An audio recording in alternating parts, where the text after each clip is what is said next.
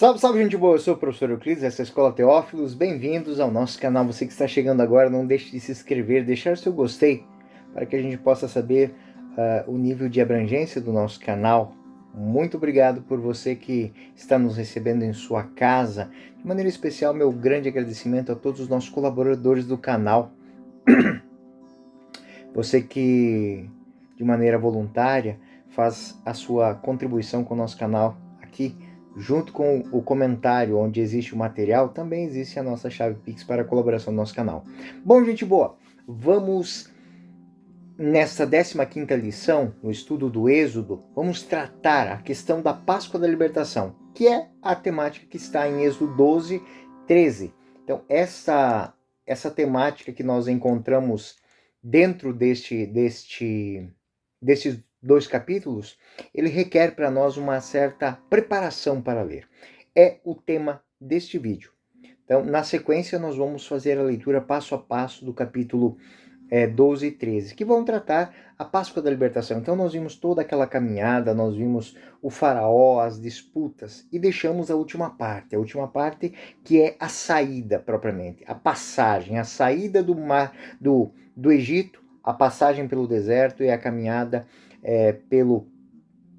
em meio ao mar. Então, todo o significado, podemos dizer que este é um dos pontos mais altos do livro do Êxodo, porque aqui nós temos a consciência da manifestação de Deus, a manifestação de Deus no meio daquele povo, aquele povo que estava esperando essa libertação. Bom, como introdução, nós podemos dizer que todo o estudo até agora nos mostra que o faraó, como tipo a personificação do homem que persiste renitentemente em não conhecer, em não querer, ele persistiu até o fim. Ele recusou a libertação deste povo, ele recusou o reconhecimento. Então, se faz necessário uma nova intervenção de Deus. Essa intervenção, então, ela será decisiva. Essa intervenção, ela vai abrir para uma nova etapa. E aí, essa nova etapa vai nos permitir a libertação do povo. Nós vamos ler um pouco como é que se estrutura esse segundo bloco, esse bloco do capítulo 12 e do capítulo 13. Na verdade, o capítulo 13, que tem o tema da Páscoa propriamente dito, no versículo 16, é a história da saída dos israelitas, é a história da marcha para o mar. E o ponto mais alto, o texto que nós podemos dizer que representa o ponto culminante dessa primeira parte do livro do Êxodo.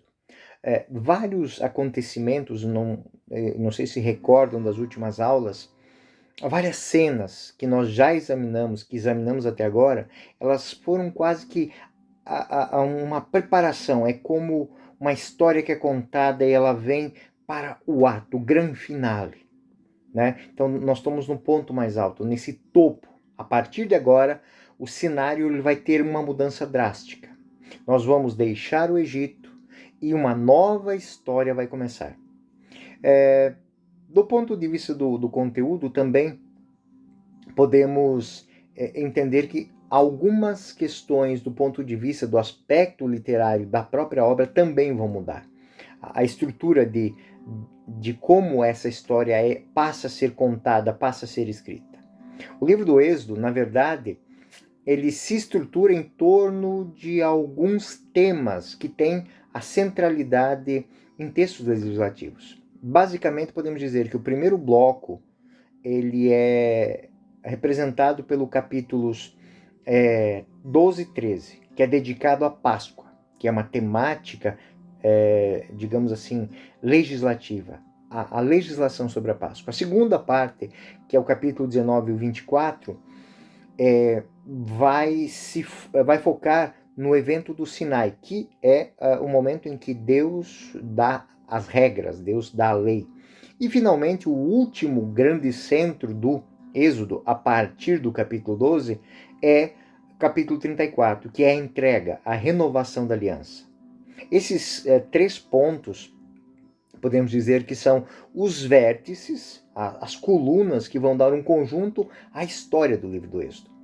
O capítulo 12 e 13, então, é este primeiro vértice, essa primeira coluna que pertence a um gênero literário que ainda não levamos em consideração, né? Porque até agora nós não tínhamos visto esse tipo de texto. Porque o gênero que nós vamos encontrar no capítulo 12 e no capítulo 13 é um gênero legislativo. Mas também podemos dizer que ele trata de um ritual, ele é um gênero litúrgico. Então, o conteúdo do capítulo 12 e 13 tem esta origem literária, esse gênero literário. Ele é legislativo, mas ele é litúrgico também.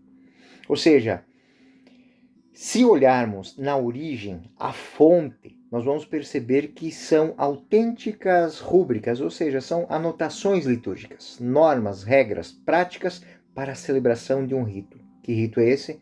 O rito da Páscoa.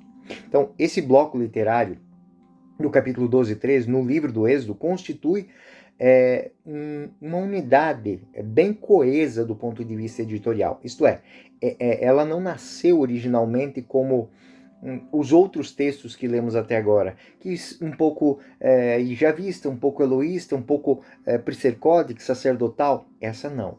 Esse é um texto coeso, que nasce de rúbricas litúrgicas, rúbricas legislativas. É um texto que foi se formando lentamente, mas que inclui uma série coesa de elementos que, embora sejam independentes, eles são alinhavados, eles são, usando essa linguagem, né, são alinhavados, são costurados de uma forma editorial pelo último editor. E justamente por isso, mais do que nos outros lugares do texto, em outras partes do livro do Êxodo, nesses capítulos nós vamos notar uma profunda repetição de elementos, que nem sempre são perfeitamente combinantes, mas estão sendo apresentados. Então, existem repetições, mas essas repetições elas fazem parte da apresentação na íntegra de notas litúrgicas e legislativas. Portanto, para que nós possamos ler esses textos e compreendê-los com maior profundidade, no seu sentido mais autêntico, eu aconselho, e assim eu digo antecipando, que devemos fazer um esforço do ponto de vista da pesquisa, que nós podemos entender esse texto reconstituindo a história. E história propriamente do quê? De uma festa. É a história da Páscoa que é interpretada. Aquela história que terá que ser lembrada pelos chefes de família todos os anos durante a festa da Páscoa. E nós vamos usar esses dados, vamos entender esses dados que são muito importantes. E qual a fonte? Os dados que os estudiosos obtiveram após anos e anos de estudos. Eu fiz um elencado aqui de uma evolução histórica, de uma reconstrução histórica feita pelos teólogos católicos. Então, esta estrutura ela vai ser bem visível, porém nós temos que levar em conta como é que ela foi escrita, como é que ela se constituiu. Primeiro ponto, então, é a situação de Israel naquele momento. Bom, em primeiro lugar, essa reconstrução histórica ela é possível, ou seja, aqueles acontecimentos, os acontecimentos daqueles dias terríveis que precedem a fuga de Israel do Egito, elas são contadas pelas várias tribos. No capítulo 11, nós tratamos o anúncio da última praga, a 10ª, que seria poder dizer, ela é a praga, ela é de fato não apenas uma repreensão, ela de fato, ela fere a estrutura do Egito. As demais, elas não seriam definidas como pragas, mas elas são avisos, elas são exortações, uma mais, outra menos, mas elas têm a ênfase de elas tem a força do convencimento, mas ela ainda dá o ato de opção. Esta é a verdadeira ferida, esta é a praga que pune, ou seja, ela é o golpe decisivo. Então nós vamos usar um pouco de imaginação para reconstruir como é que ocorreu essa cena. Depois desta série de eventos desastrosos, problemas que tocaram na economia agrícola egípcia, que tocaram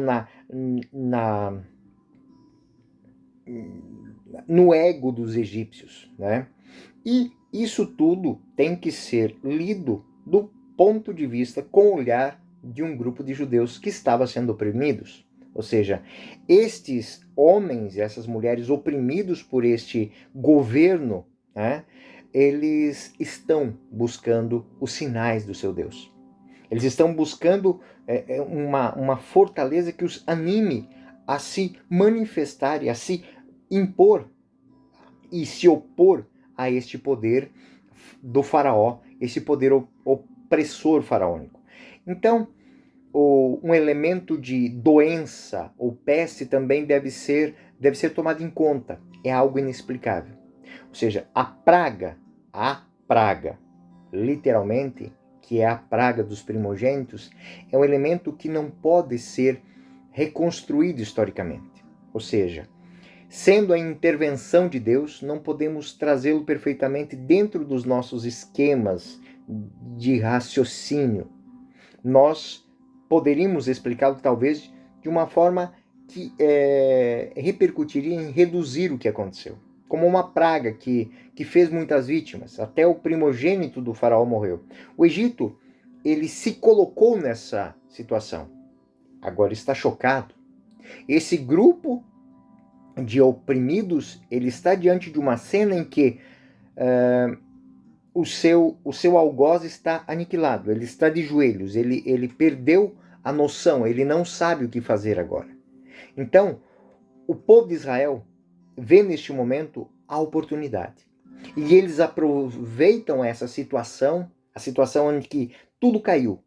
A estima, o poder do faraó, o seu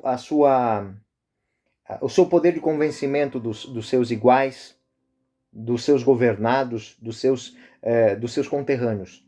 Ele perdeu totalmente o controle do seu país. E neste momento de derrocada das instituições, o povo de Israel aproveita a situação para fugir. Com o tempo, eles vão se lembrando e vão entendendo o que aconteceu. E aí é o momento da reinterpretação da história. É neste ponto que é necessário considerar um outro elemento importante: o êxodo, expulsão, e também o êxodo, fuga. Porque depois de tudo aquilo que aconteceu, as 9 pragas antecedentes e a praga, ela fez com que não só os judeus quisessem sair, fugirem, mas os próprios egípcios quiseram expulsá-los.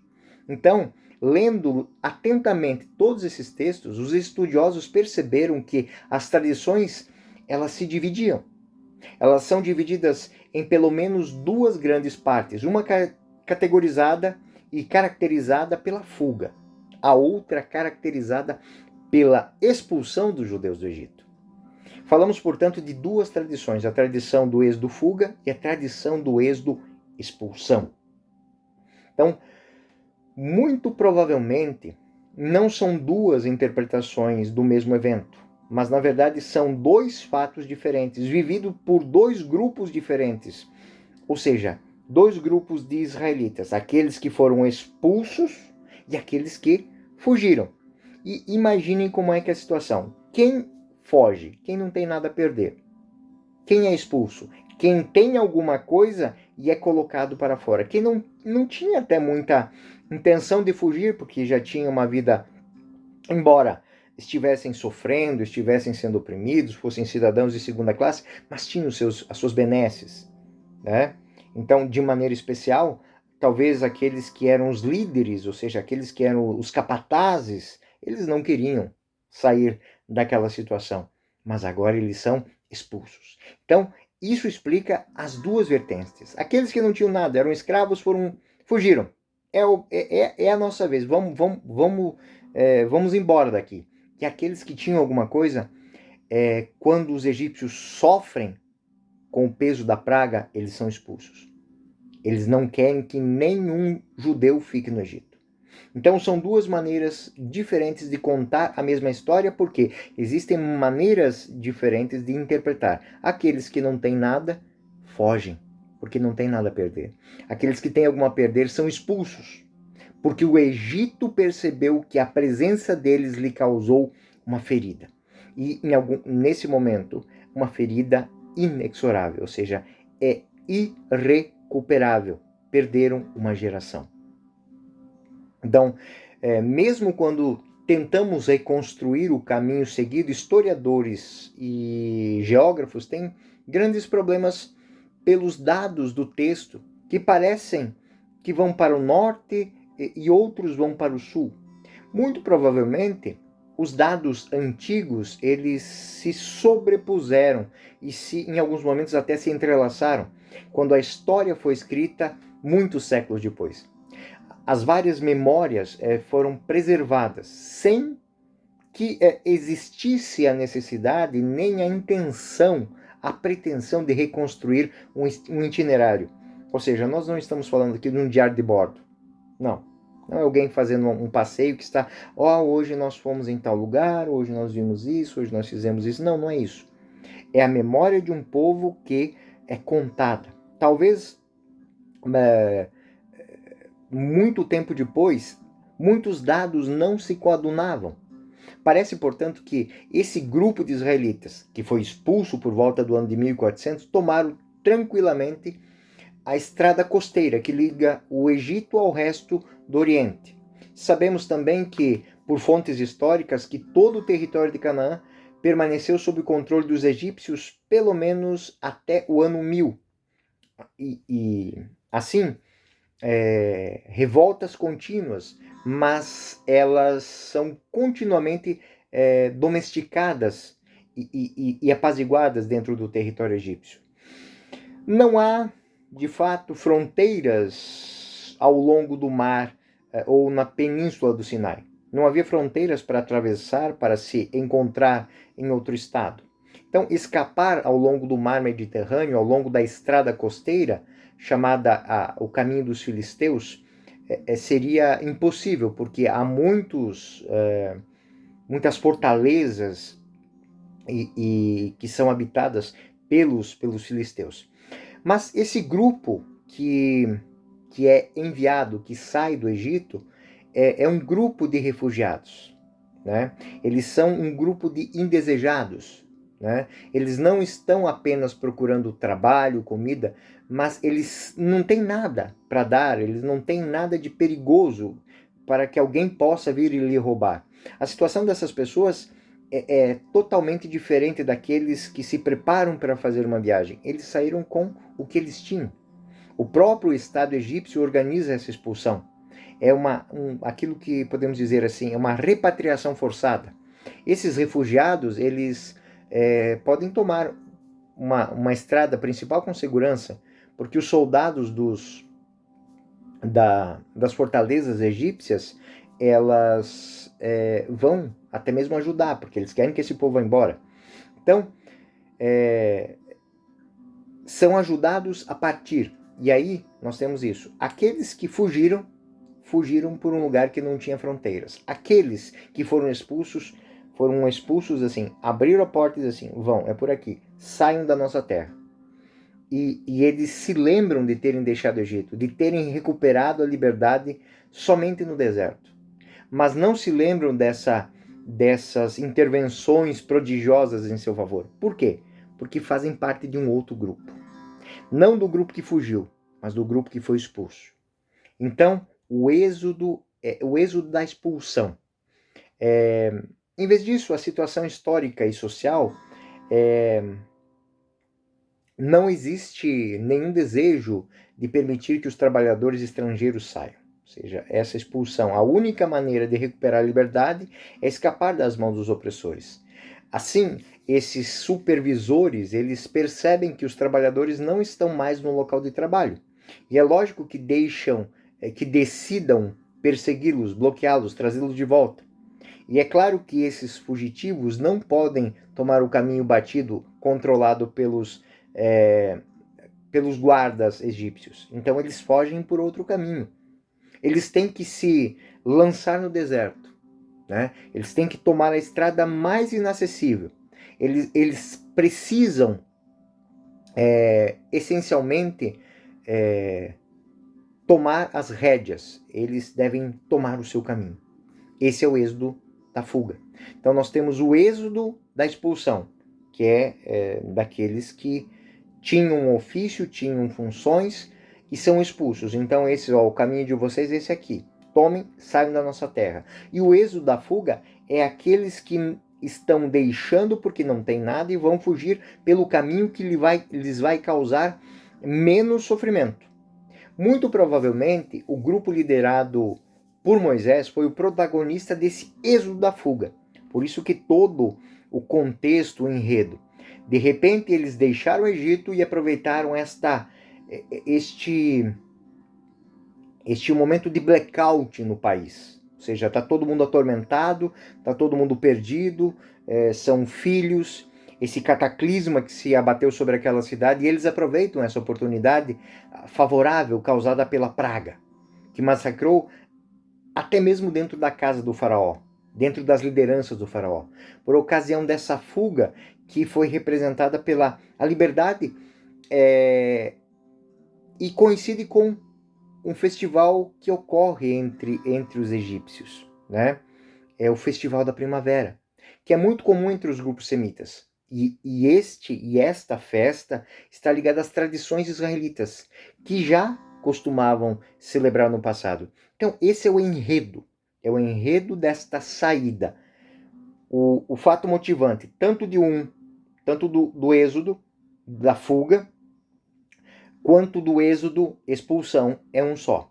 Ou seja, os egípcios querem a expulsão, eles não querem mais o povo de Israel dentro do Egito, de uma maneira ou de outra. Porém, existem aqueles que buscam tomar a liberdade pela própria força, e esse é o êxodo da fuga, que tem como liderança o próprio Moisés, e aqueles que têm o êxodo da expulsão, aqueles onde os próprios egípcios preparam um caminho para eles irem embora. Ou seja, tá aqui o que é de vocês, sumam daqui, nós não queremos mais vocês aqui. Então, esta é a maneira de a gente entender o capítulo 12 e o capítulo 13. É muito rico porque por detrás desse pano de fundo existem dois tipos de situação que o autor bíblico quer passar dentro de podemos dizer assim, de um ensinamento sapiencial. Ou seja, que ensinamento é esse? Dentro das sociedades, dentro das instituições, existem duas maneiras de tratar uma situação que é incômoda para uma das partes. Primeiro, você abandona isso, você deixa tudo isso para trás, você vai viver a sua vida, você corre atrás de uma nova perspectiva de vida. Ou alguém decide colocar você para fora. Por quê? Porque a sua função ali deixou de ser útil a ela. Isso os senhores podem aplicar em qualquer situação da vida. Existem, vamos assim, ao ambiente profissional. Existem pessoas que, diante daquilo que está sendo oferecido, diante daquilo que está sendo permitido, um crescimento profissional e outras coisas mais, salário, benesses e outras coisas, aquilo está muito aquém do que eu necessito e mereço. Então, eu abandono tudo aquilo, pego as minhas coisas e vou buscar um novo horizonte. Né? Então, esse é um ensinamento que está aqui. E o outro ensinamento é aquele. O governante, ou seja, a sua liderança, o seu patrão, ele olha para aquilo que você está entregando. E você não está entregando nada, você está causando mais prejuízo do que de fato lucro. Então, essas são maneiras de aplicar o que nós temos no capítulo 12. Ou seja, toda a estrutura motivacional. Eu não entrei ainda nas questões da praga em si, não. A questão motivacional que está aí é mostrar que existem duas situações de mudança na história da humanidade. Uma é quando você não está atendendo às expectativas do que esperavam para você. Isso é os egípcios que colocam as lideranças hebraicas para andar. Vão embora daqui. Nós não queremos mais o seu serviço, não queremos mais você na nossa terra, porque você está dando prejuízo, você não está dando mais lucro. E a segunda situação é aquele que está naquela situação, que está trabalhando e que não alcança os seus objetivos, que está vivendo de fato uma escravidão, sem perspectiva, sem crescimento, sem o mínimo necessário para poder. Então, ele toma as rédeas e busca, foge, né? Pede as contas e vai embora. Não estou colocando aqui a intervenção de Deus, nada. Simplesmente é uma leitura muito rasa daquilo que o texto está dizendo. São dois tipos de situação que nos tiram da nossa zona, que nos colocam fora da nossa zona de estabilidade. Ou porque eu quero algo mais, ou porque eu não estou entregando aquilo que eu deveria entregar. Bom, gente boa, essa foi uma pequena introdução. Ainda vamos trabalhar na próxima lição, nós vamos tratar como é que teologicamente isso pode ser compreendido. Eu sou o professor Euclides, essa é a Escola Teófilos. Bem-vindos ao nosso canal, até o próximo vídeo, fiquem com Deus.